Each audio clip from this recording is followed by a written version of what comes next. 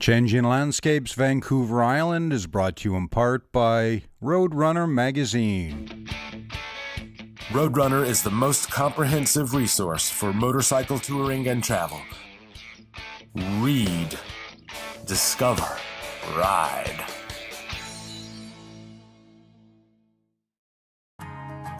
This week on Changing Landscapes, we explore Gabriola Island for the Thanksgiving Studio Tour. We'll visit Carol at the Twin Beaches Gallery, where lots of local artists are represented. We'll also visit Elsa in her home studio, one of the artists featured in the tour booklet. And as Gabriola isn't just about art, we're also going to take a look at what kind of community spirit a small coastal island has to offer. Welcome to Gabriola.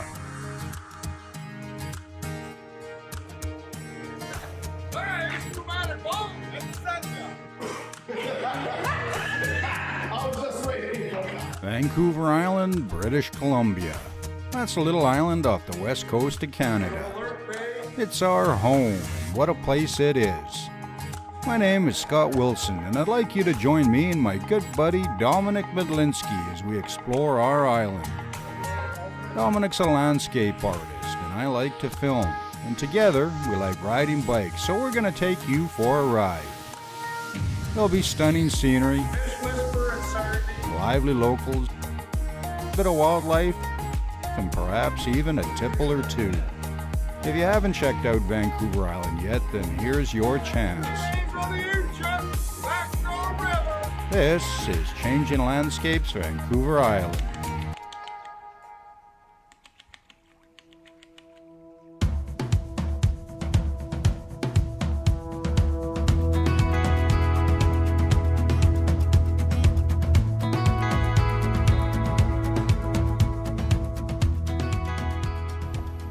Welcome to Nomadic Galleries on beautiful Gabriola Island, and I'm your artist in residence, Desenga.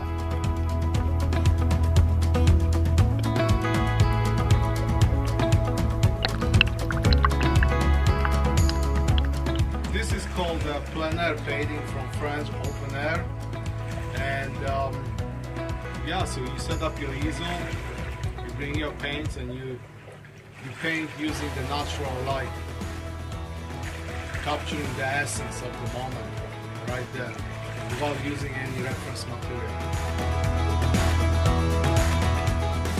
So when I get to the end of the painting, towards the finish of the painting, that's where all the important aspects come in. You put the important lights and darks to balance the paintings. You put the required accent to punch up the composition and saturation. So this is the most complicated and most difficult part of the painting, where you need to put most of your attention. Oh, some tide is coming in. Not a song by Blondie. The tide is high. She didn't sing while the tide was coming in. I have to endure wild animals, environmental changes, film directors. Another painting in the box. This was the Malaspina Galleries in October. I wonder what they'd look like in July. Yes, that's better. The galleries are a magical place, and if you're here in the summer, well, there's only one thing for it.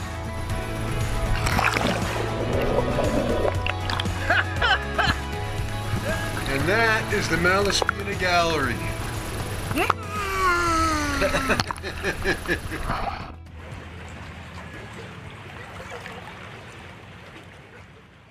Okay, so we've already seen Dominic at work. He did a beautiful landscape painting of the Malaspina Galleries, which is just over there. Gorgeous piece. And the whole idea of this show is we're doing the Thanksgiving Studio Tour. So it's all about art. So Dominic's the experienced artist. I'm not. I'm more of a paint-by-numbers kind of guy, but I do appreciate art. And the thing is, here we have a new gallery called the Twin Beaches Gallery, okay, run by Carol. And we're going to go in and talk to her because all the artists that are on the tour, they're featured in a tour booklet. these two spaces here are for the artists that aren't officially on the tour. Some of these artists are established, but many of these artists are testing the waters, if you will. They're not 100% sure, so they're going to give it a shot. And so Carol is helping them get their work out so the public can see it. So we're going to go in and meet Carol. Come on. This is this is kind of a work, a labor of love, a passion, isn't it? Yes, very much so. I don't make any money from the gallery yet, but I feel very strongly about representing the artists of Gabriola and bringing their art to the world. That's really the point of this. The physical space is to show people in Gabriola what their neighbors and friends are doing and visitors to see the amazing talent that we have here, but also bringing it to the world through websites and social media, and that's how we really hope to grow the business. So, okay, we're here, like it's busy today. So like this is the Thanksgiving studio tour weekend. Yes. And so you had a lot of people through yesterday? Oh, the response has been absolutely incredible. Saturday, Sunday, and today. Hundreds of people have come through the doors. And where we are now is the permanent space. It's 300 square feet of gallery space. But for the studio tour weekend, behind this building, there was an empty building that used to be a gymnasium. And I turned it into a gallery for this studio tour. And between the two spaces, 47 artists are represented and over 20 different mediums. In 20, okay. And what kind of percentage would you say, like you said yesterday, some are established, some are kind of testing the waters? Yes, everything from amateurs to seasoned professionals. Priority was given to those artists who are not participating on the tour, but it was opened up to artists on the tour as well, and we promote their studio as well. They're on display. So basically, you just love art, you love Gabriola, you want to get the Gabriola artists out there. Absolutely, absolutely. When this all started, I had no idea the effect that it was going to have on me. I found my tribe. After 44 years, I found my tribe, I found where I belong. That's Gabriola and the community and all of the artists that embrace it.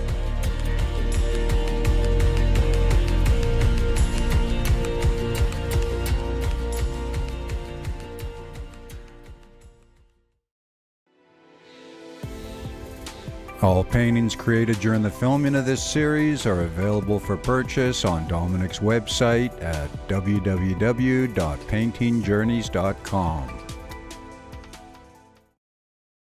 Take a landscape artist from Canada, Dominic Medlinski, and take his buddy, Scott Wilson, a travel writer who never shuts up.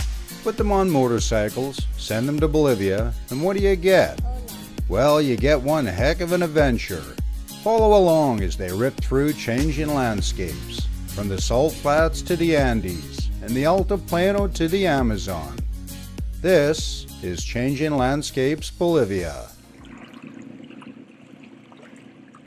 Yes, we were here for the studio tour, but there wouldn't be a tour without some passionate locals at the helm. Communities reflect shared values and visions for the future. And if we can pull ourselves away from the obvious activities at our doorstep, rubbing shoulders with the locals can give you a real feel for what drives that particular community. Walk around town, be nosy, smile at the locals. I mean, they usually want to share what they have to offer, and they'll give you some good pointers on where to go, where to eat, where the deals are, and where the bands are playing. On Gabriola, because of its eclectic population, you'll find all sorts of things to do. Maybe you'll buy a turtle, maybe a pendant, take in a show, visit the local museum, or maybe you'll just catch a ride on a local bus. What does Gertie stand for? Oh, God. Gabriel up there. Gabriel Environmentally Responsible Trans Island Express. You got it.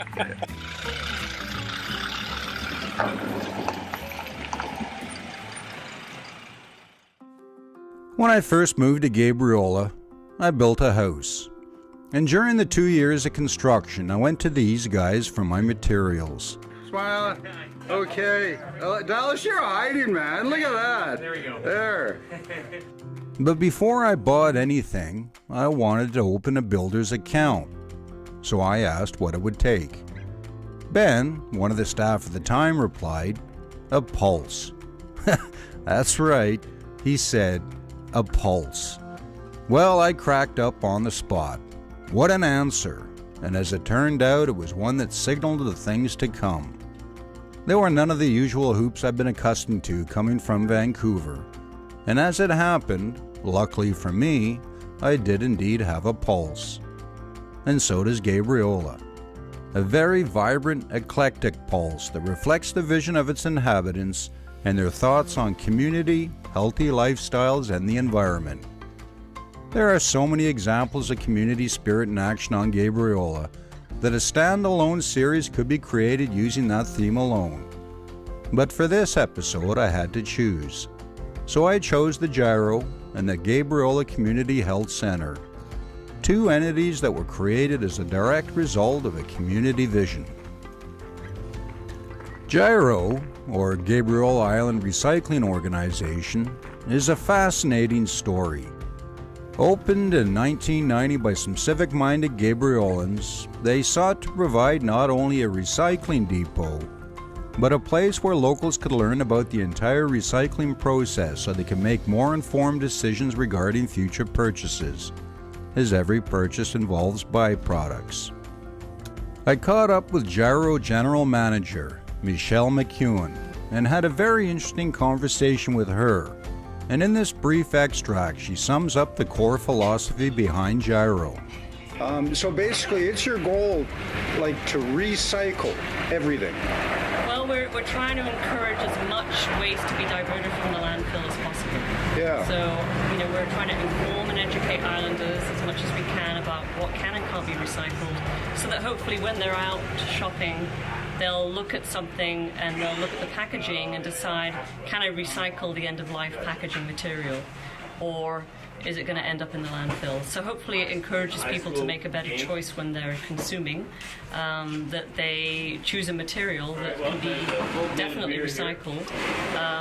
So recycling begins at the purchase phase. Absolutely, what we call rethink. If you think of the 4 R's, rethink, reduce, reuse, recycle. Recycling is the end of the line. Yeah. It's what can we do with a bad job, basically. We make the most of it. Yeah. So if we can keep things out of the landfill and keep them in the recycling chain, because it uses a lot less energy to recycle something than it does to mine for new ore or cut down more trees or whatever it is. So once we've got it in the recycle chain, let's make sure we're doing something with it rather than just putting it in the landfill. But if you can rethink in the beginning and buy something that won't need recycling at the end, or if it's recycled, it's been done properly through the right channel, then you're helping the planet, for sure.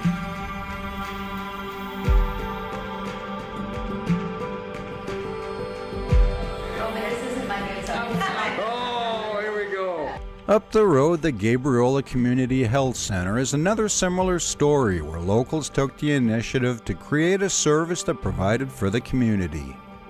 They came up with the idea, they launched a fundraising campaign, and when the funds were in place, it was the community itself with the volunteer labor that built this beautiful building that now serves as the health center for the community.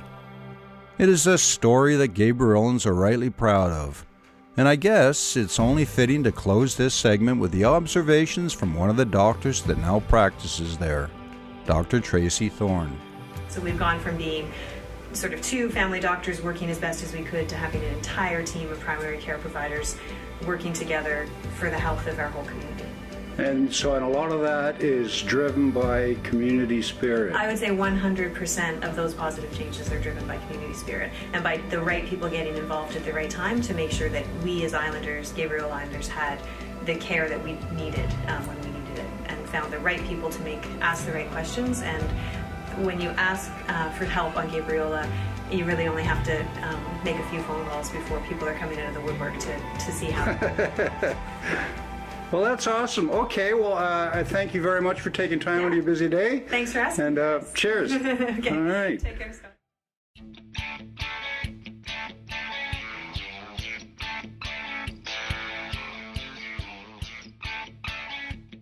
Expertly planned tours complete with maps, GPS files, and area information.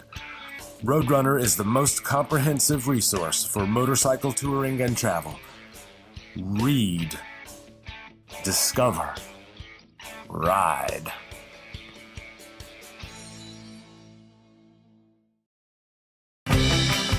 If you're enjoying the show and would like to contribute to future free programming, why not become a patron at patreon.com/Nomadic Bull. Thanks for watching.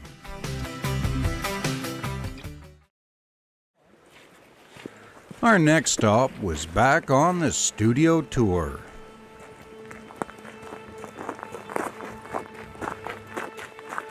Okay, so we are at Gabriola Studio Tour, and here we are in a wonderful studio and wonderful house with Elsa. So what is your last name? Blutner. I'm Elsa Blutner. Okay. And where are you from originally? Originally I was born in Quebec, Oh, so yes. I'm francophone. And I've lived all over Canada. I've lived in England, I've lived in Seattle, but I'm now on Gabriola, and I love it here. It's a wonderful artistic community. As an artist, I'm very curious how technically you approach your painting. If you'd like to share maybe with us. Sure. Is that okay? Well, this is an older piece. This was done, I think, 2010. And as part of the tour, I decided to, because I've never been here before, to introduce some of the work that I've done before. And I can't discredit it as being, invaluable just because it's older, but it's definitely of an older style, different approach. There's a time where I would come in and quickly paint my composition.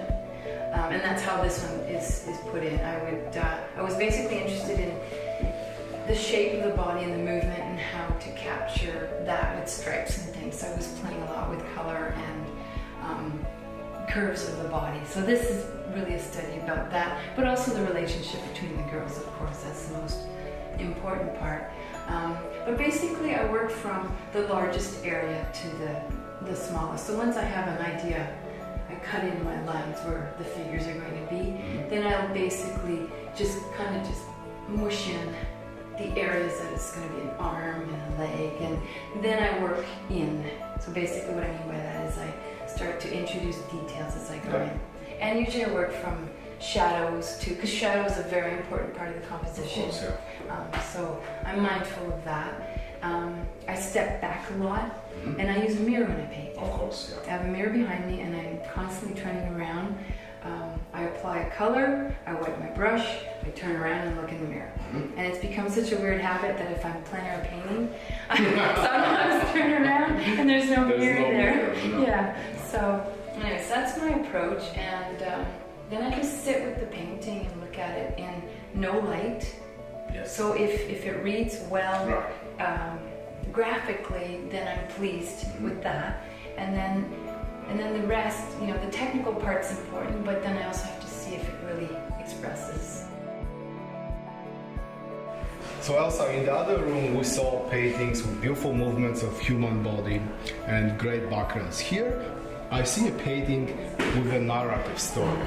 And you mentioned before that lots of your paintings contain a story, so maybe you can talk about that. Sure. When I paint,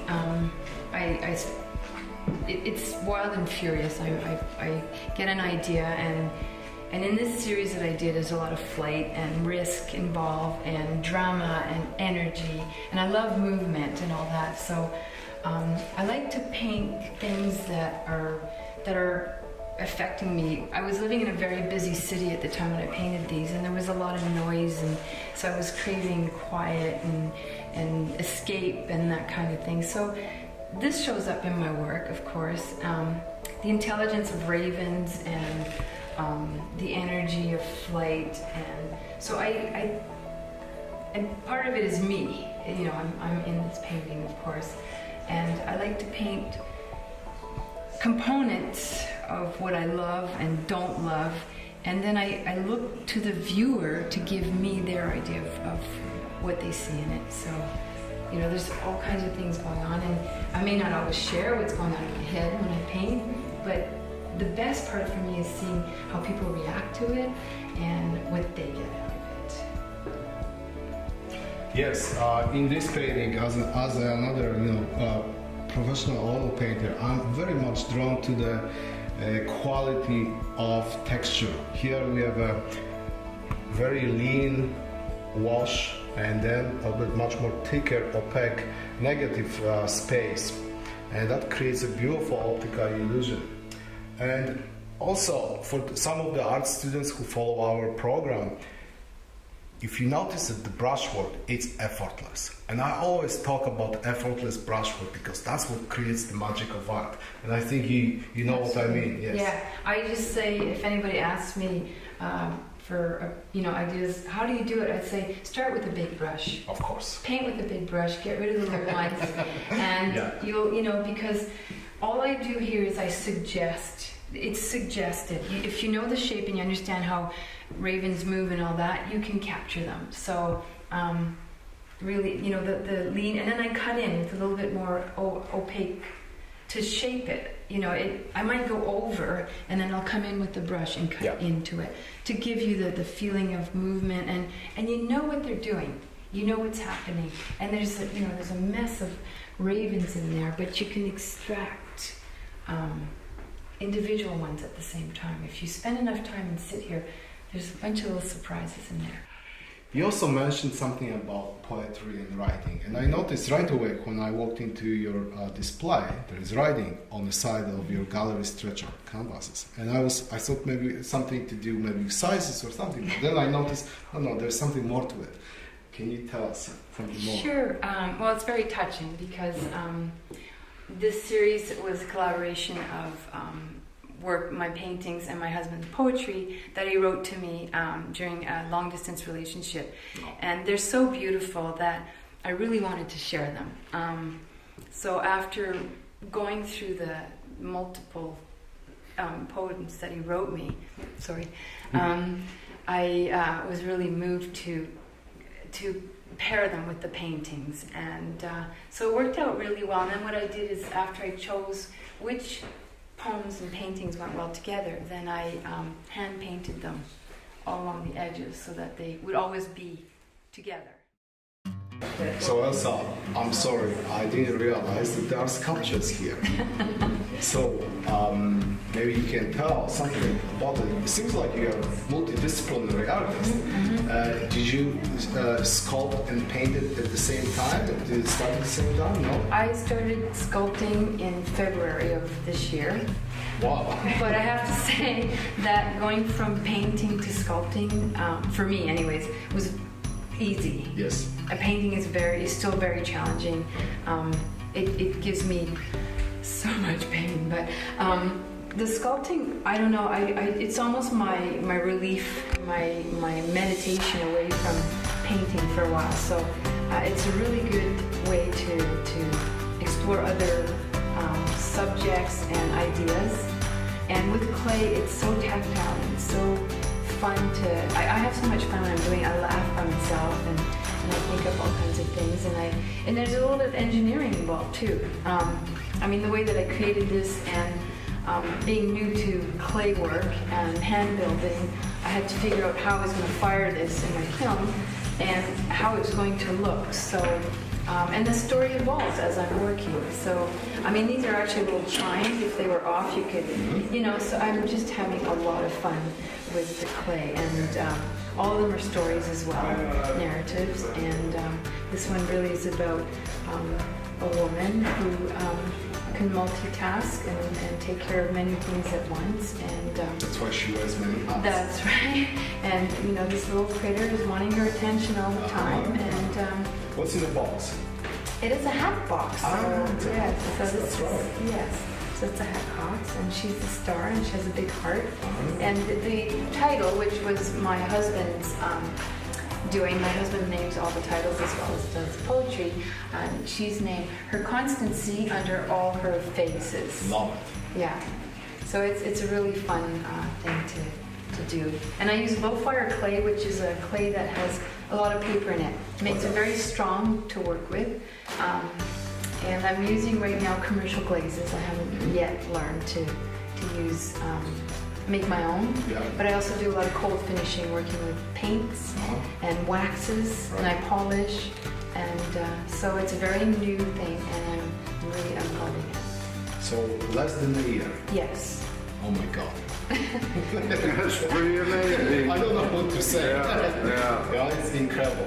And the more I look at this piece, the more I see the similarities, obviously, in the narrative story and the line and the movement with the paintings. So it's a beautiful collaboration. It really is Two fun to mediums. have both mediums, for sure. Thank you for showing us your sculptures, Thank and you. we appreciate the visit. Thank you very much. So what's going to be the third medium? Good question. Dancing. Dancing, all right.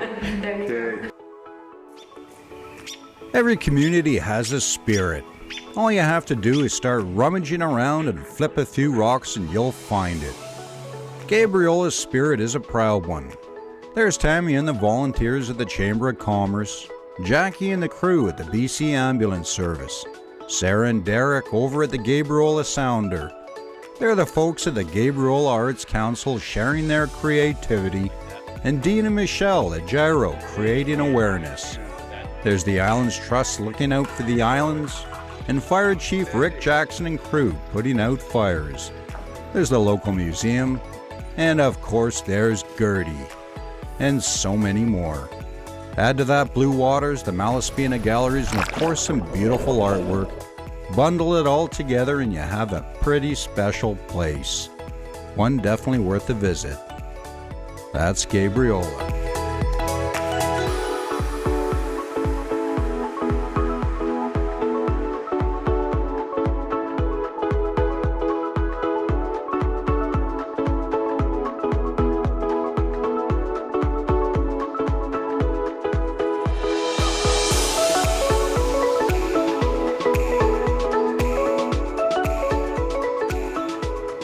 Okay, that is the end of the interview because as Dominic works out in the landscape, sometimes he's caught up in peculiar circumstances, such as the tide. Upcoming tide, yeah.